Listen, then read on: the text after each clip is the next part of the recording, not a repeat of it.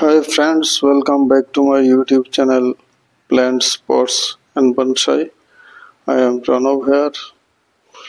দেখতে পাচ্ছেন আমার টার্ন টেবিলে একটি ধতুরা ফুলের গাছ। এটাকে ইংরেজিতে বলে দাতুরা ম্যাটেল। এটি এক জাতীয় গাছ যা থেকে ফুলগুলি খুব সুন্দর। দেখতে পাচ্ছেন একটি ফুল এটাতে ফুটে আছে।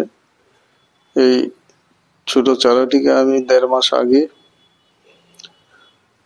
সংগ্রহ করেছিলাম এবং এই ছোট পাত্রে রেখেছিলাম।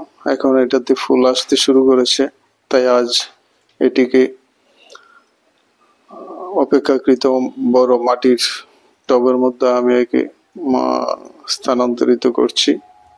তো বাংলায় ধুতুরা, এই ধুতুরা ফুল, এই উদ্ভিদটি যারা হিন্দু তাদের কাছে খুব একটা পবিত্র ফুল, কারণ এটা হিন্দু শাস্ত্রে এবং বলা আছে যে ধুতুরা ফুল মহাদেব তথা শিবের খুব প্রিয় ফুল। অনেক ছবিতে এবং ভাস্কর্যে শিবের মূর্তির মধ্যে শিবের মাথায় এই ধুতুরা ফুল দেখতে পাওয়া যায়। তো এটি মহাদেবের খুব প্রিয় ফুল এবং বিশেষ তিথিতে যখন মহাদেবের শিবের পূজা করা হয় তখন এই ফুলটি খুব চাহিদা থাকে। তো ধুতুরা ফুল আয়ুর্বেদিক শাস্ত্রের খুব গুরুত্ব রয়েছে, বিশেষ স্থান রয়েছে। এ থেকে অনেক রকম আয়ুর্বেদিক ঔষধ তৈরি হয়। বিশেষ করে বাতের জন্য ধুতুরার যে ফল, গোটা, পাতা এগুলি ব্যবহার করা হয়। এই ধুতুরা গাছের মধ্যে অ্যালকালিনের পরিমাণ অনেকটা বেশি আছে, তাই বিভিন্ন সময় এগুলি বাতব্যাধির চিকিৎসায় আয়ুর্বেদ শাস্ত্রে ওষুধ তৈরিতে হয়। আমি এনেছি গাছটির ফুলগুলি খুব সুন্দর লাগে, তাই এটাকে আমি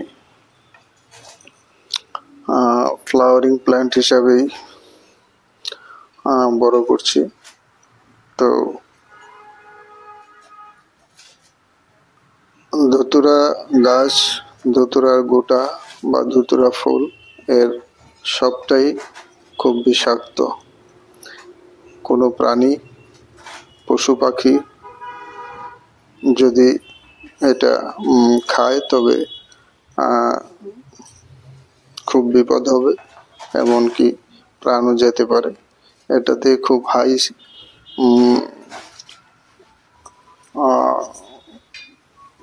পয়জনাস প্রপার্টি আছে এবং হ্যালুসিনাস এর গুণ রয়েছে। তাই এই গাছটিকে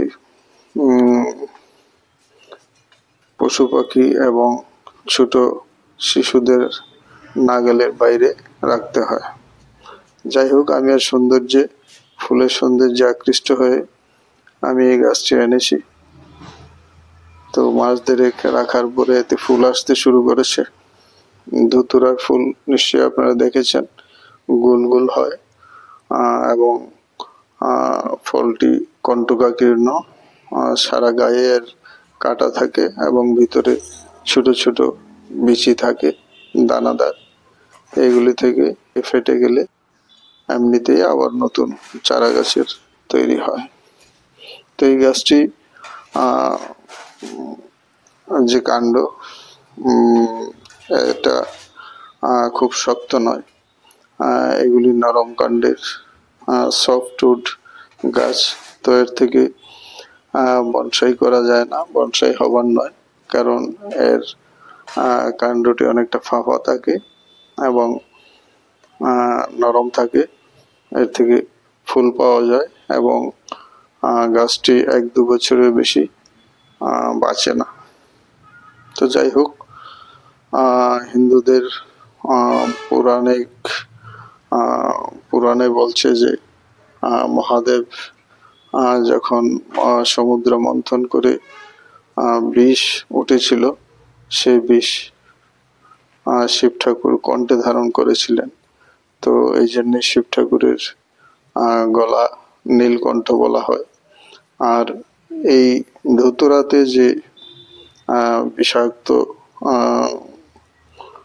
বস্তুটি রয়েছে, সাবস্টেন্স রয়েছে, সেটা নাকি সেই বিষ। সেই জন্য শিব ঠাকুরের এই ধুতুরা ফুল খুব প্রিয়। শিবের পূজায় একটি অপরিহার্য ফুল হলো ধুতুরা ফুল, সেই সঙ্গে বেলপাতা তো আছেই। তো যাই হোক, আমি গাছটিকে এটা ফ্লাওয়ার হিসেবে আজ রিপোর্টিং করছি। তো গাছটির সৌন্দর্য এবং এর নেচার এর উপর কিছু কথা আপনাদের সঙ্গে আমি শেয়ার করলাম।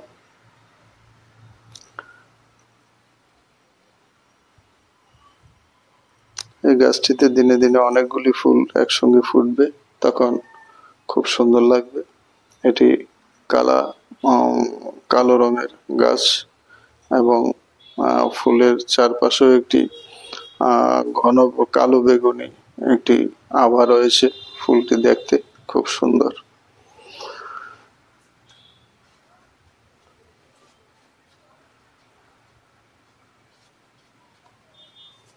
তো এই ছিল আজকে আমার ভিডিও, নতুন ধরনের ফ্লাওয়ারিং প্ল্যান্টের উপর। ভিডিওটি ভালো লাগলে লাইক, কমেন্টস করে সঙ্গে থাকবেন। যারা নতুন দর্শক, চ্যানেলটিকে সাবস্ক্রাইব করে বেল আইকনটি টিপে রাখলে এ ধরনের নতুন নতুন ভিডিও নোটিফিকেশন পেয়ে যাবেন। আজ এখানেই শেষ করছি। সবাই খুব ভালো থাকবেন। সবাইকে ইংরেজি নববর্ষের শুভকামনা। নমস্কার।